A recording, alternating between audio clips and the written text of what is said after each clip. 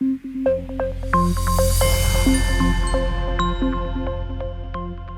right, welcome back to The Effect. We're going to start talking about simulation in this video, which I think is a very important tool to have in the applied statistician's work belt.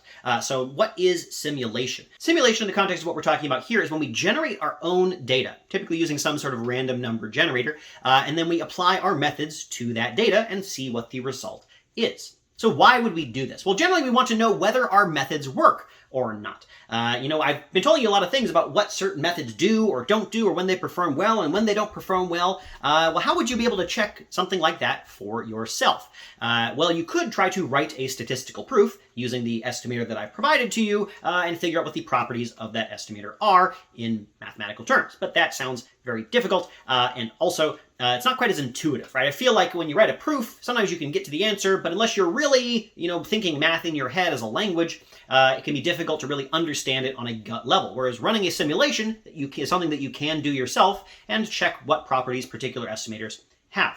Running a simulation can also be very handy if you want to check when a method breaks. I've told you things like, okay, well, regression will give you the causal estimate if you've controlled for all the things that get rid of omitted variable bias. Well, what happens if you don't do that? How bad is the bias going to be? Is it going to be worse or better if the variable that's not in the model is very strongly related, very weakly related, negatively related, positively related, more related to the treatment variable than to the outcome, more related to the outcome than the treatment variable? These are all different questions that you could ask. How bad is it when we break one of the assumptions? Simulation can help you figure that out.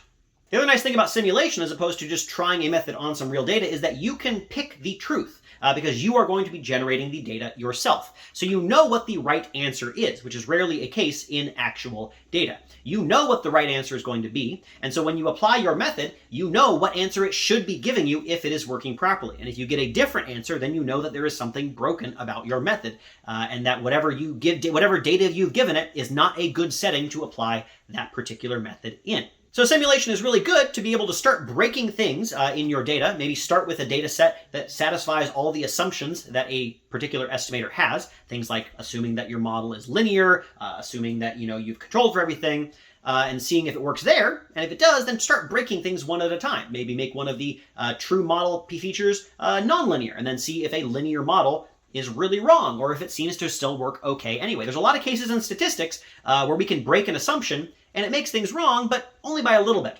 And simulation is a really good way to ferret those cases out. There are also cases where breaking something really messes things up a lot, and really bad, and it's bad, and you don't want to do it. And simulation is also a good way of finding some of those as well. Personally, I do a simulation whenever I'm faced with a new method that I'm not sure how well it's going to work, or if I just want to try something out. Sometimes I get an idea for an estimator, and I don't want to do all the work of writing a proof for it, but I can try a simulation as a first bat and then see, hey, does this seem to work or not? Something I do quite regularly. So something strange a bit about these videos on simulation is that simulation is inherently something that involves a lot of coding and programming. And these videos so far have not really done any coding or programming. I've left that to some of my other videos that do coding, or if you want to check the textbook chapter, I go through all of the different coding examples. One reason I've done that is because there are 3 different coding languages in the book, and I'm certainly not going to make each video 3 times. But in the next couple of videos, I can still talk about what simulation does and sort of how you can put one together in general terms. And if you want to actually apply one for yourself, I'd recommend going to the textbook chapter 15, and looking at some of the coding examples in whatever your preferred language happens to be. I hope that you'll come along for the ride. All right, thank you very much.